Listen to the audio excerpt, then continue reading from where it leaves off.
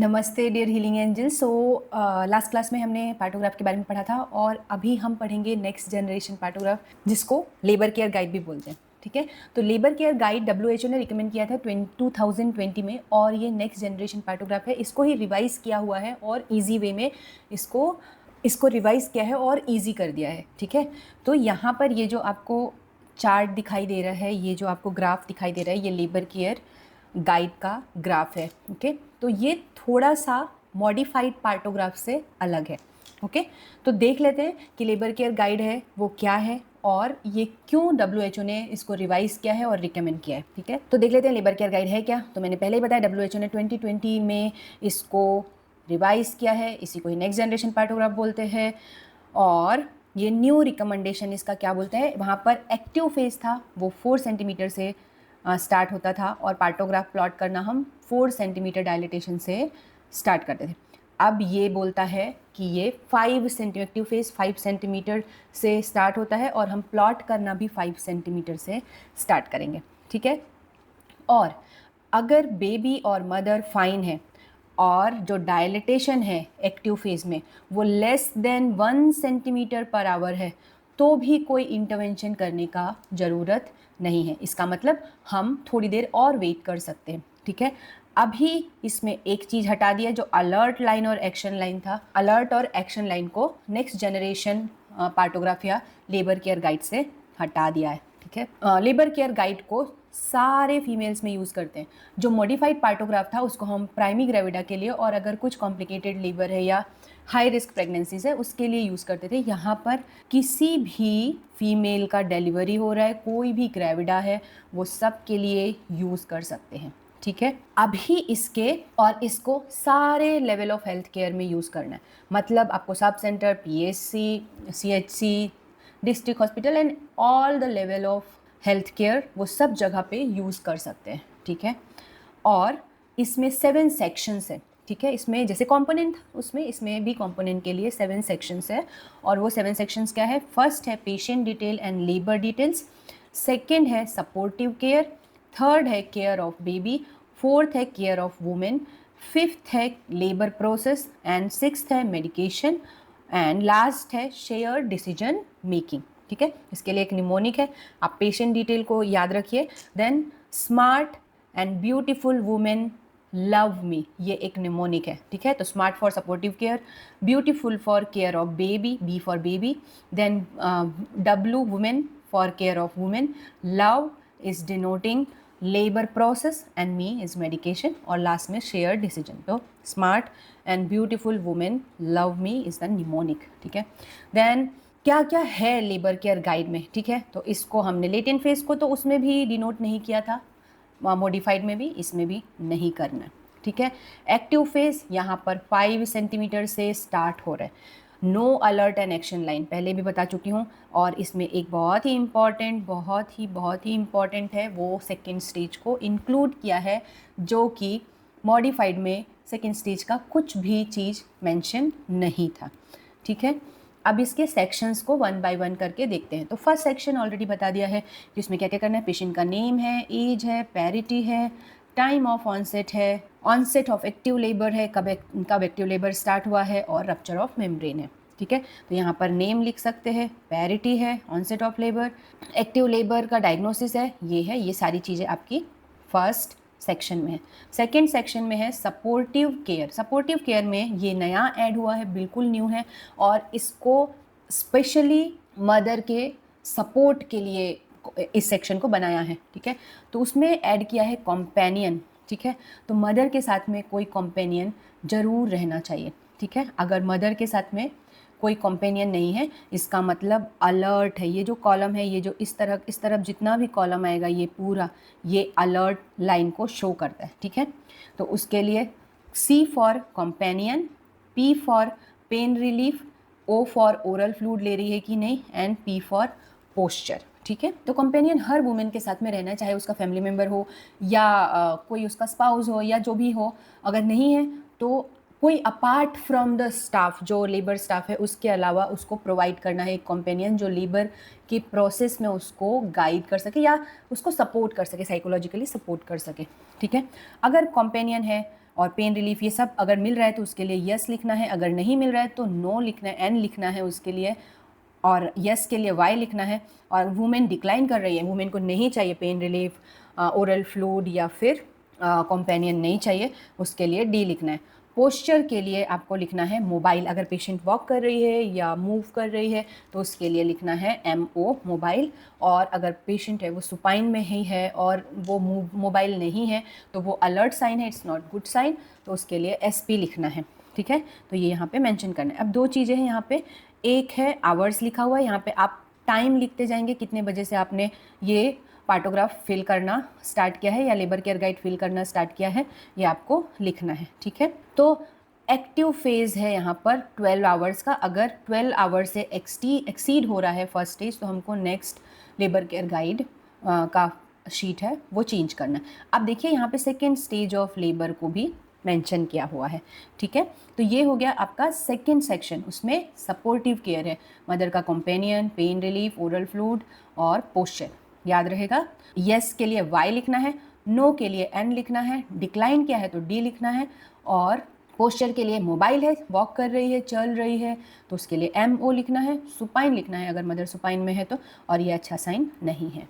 ठीक है, सेक्शन 3 है डेडिकेटेड टू बेबी। ठीक है, तो सेक्शन 3 में आपका फीटल हार्ट रेट, तो फीटल हार्ट रेट लिखना है, डिसेलरेशन लिखना है, एमनियोटिक फ्लूइड लिखना है, फीटल पोजीशन लिखना है, कैपुट लिखना है, मोल्डिंग लिखना है।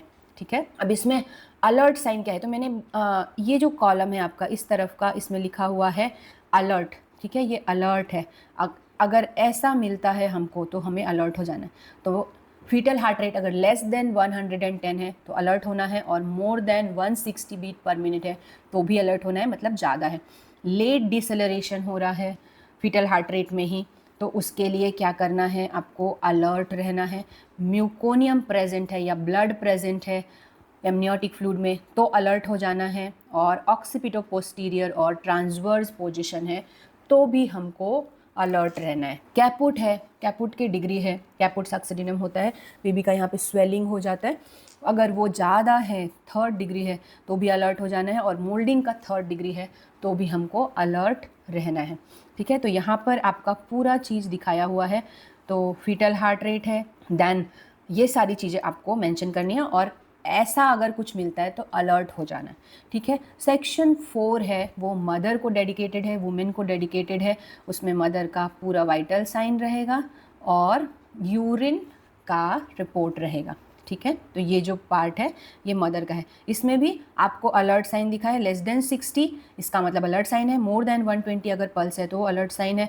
यहाँ पर BP के लिए लिखा हुआ है, वैसे सिस्टोलिक के लिए, टेम्परेचर के लिए लिखा हुआ है, और यूरिन प्रेजेंट है या एब्सेंट है पूरा ही तो उसके लिए भी आपका अलर्ट साइन है। ठीक है, देन नेक्स्ट देख लेते हैं सेक्शन 5 है, ये क्या करता है, लेबर की प्रोग्रेस को डिनोट करता है।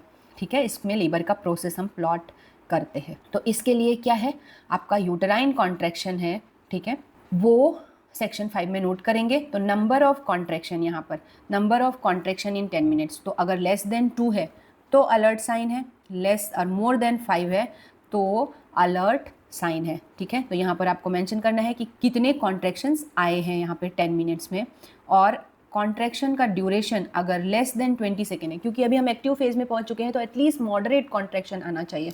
ठीक है, और मोर देन 60 सेकेंड है तो भी अलर्ट फिगर है। अगर कॉन्ट्रैक्शन बहुत लेंदी है, बहुत देर तक कॉन्ट्रैक्शन हो रहा है तो वो भी अलर्ट फिगर में आएगा आपके। ठीक है, तो हमको सर्वाइकल डायलिटेशन, यहाँ पर सर्वाइकल डायलिटेशन प्लॉट करना है।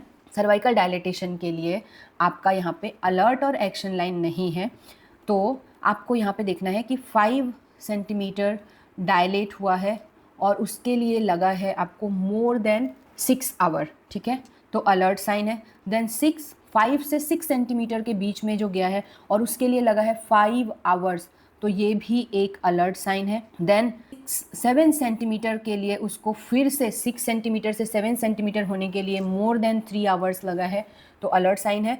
मतलब हमने ये बोला है कि अगर बेबी का और मदर का कंडीशन नॉर्मल है तो भी 1 सेंटीमीटर पर आवर डायलिटेशन नहीं भी हो रहा है तो भी कोई प्रॉब्लम नहीं है, हम लोग वेट करेंगे।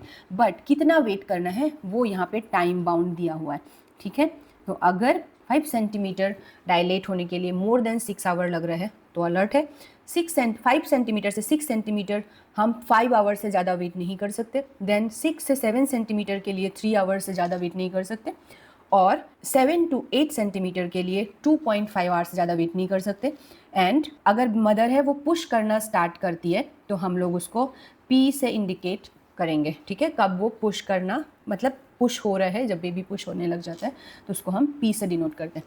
तो अलर्ट और एक्शन लाइन नहीं है इसमें सर्वाइकल डायलिटेशन में, इसीलिए हम एक लिमिट टाइम तक ही वेट करेंगे डायलिटेशन के लिए, और वो है ये टाइम बाउंड फिगर, ठीक है। तो अब सेकेंड स्टेज का भी है, ठीक है। सेकेंड स्टेज के लिए हम प्रोग्रेस ऑफ लेबर में क्या करेंगे, उसमें देखेंगे कि more than 3 hours alert line है प्राइमी ग्रेविडा के लिए, और मोर देन 2 आवर्स है अलर्ट है मल्टी ग्रेविडा के लिए। मतलब प्राइमी ग्रेविडा में 3 आवर्स में आपका सेकेंड स्टेज कंप्लीट होना चाहिए, और मल्टी ग्रेविडा में 2 आवर्स में आपका second stage of labour complete होना चाहिए।